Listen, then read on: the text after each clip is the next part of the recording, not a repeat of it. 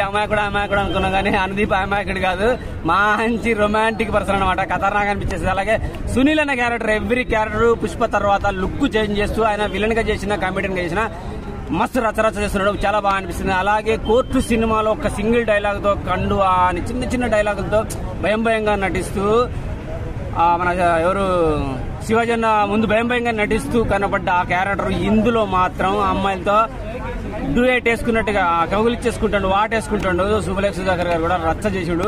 అలాగే సినిమాలో పాటలు బాగున్నాయి, బ్యాక్గ్రౌండ్ మ్యూజిక్ బాగుంది. లడ్డుగాడు టోటల్ సినిమా అంతా లడ్డుగాడు అనుకోవాలి. లడ్డుగాడి వల్ల ముగ్గురు క్యారెక్టర్లకు అంత స్టఫ్ దొరికిందేమో అనే ఫీలింగ్ కలిగింది. ముగ్గురు హీరోలా ఏం లేదు, లడ్డుగాడి హీరో 100% చెప్తున్నా.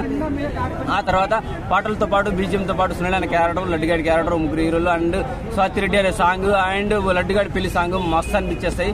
గోవాలో వాళ్ళు చేశారు రచ్చ. అలాగే సత్యం రాజేష్, ఆయన కూడా పోలీస్ గా ఉండి ఒక విలన్ గా ఏమైనా చేస్తాడేమనుకున్నాను, కానీ పోలీస్ గా ఉండి మంచి కామెడీ పండిస్తాడు. మస్తు అనిపించేస్తాయి. ఎక్కడ కానీ బూతులు లేవు. సుధాకర్ గౌడ్ గారు అన్నారు చిన్నానా పెదనానా అనే డైలాగ్ తప్ప మిగతా అంతా హ్యాపీగా ఫ్యామిలీ ఎంటర్టైన్మెంట్ అన్నమాట. మస్తు అంటే మస్తు అనిపించేస్తుంది. మీరు ఎండలో తిరిగే బదులు